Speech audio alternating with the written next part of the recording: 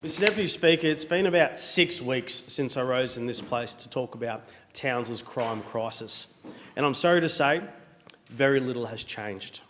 Despite major public outcry, houses still getting broken into, cars are still being stolen, and the community isn't feeling any safer.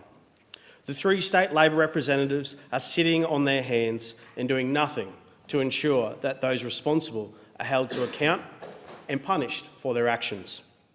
Mr Deputy Speaker, the people of Townsville are so fed up with the city's crime problem and not being listened to that passionate locals took to the streets just a few weekends ago to make their voices heard.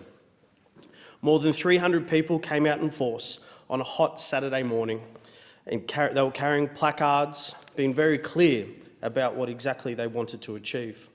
The group was organised at the grassroots level by resident Julianne Wood and dubbed Take Back Townsville. We marched and chanted passionately through the streets. And to quote Julianne on her Facebook page, "We as a community are suffering.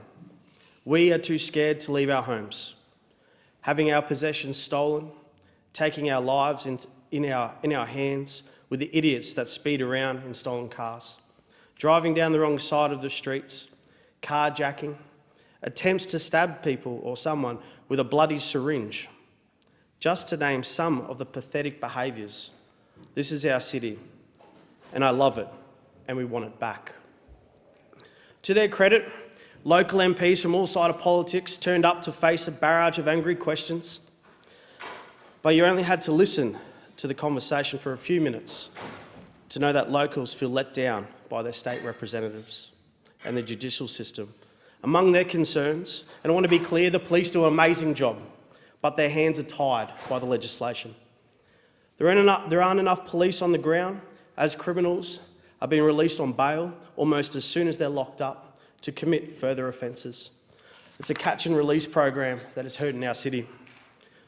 The city's 2 helicopters, which should be reserved for their primary purpose of rescue and critical medevacs, are being utilised by police to track stolen cars and much more.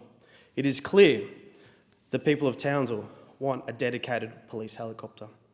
I have and will continue to be putting pressure on the Queensland State Labor government to do better, to introduce harsher penalties, to keep criminals behind bars, to make our community safe again.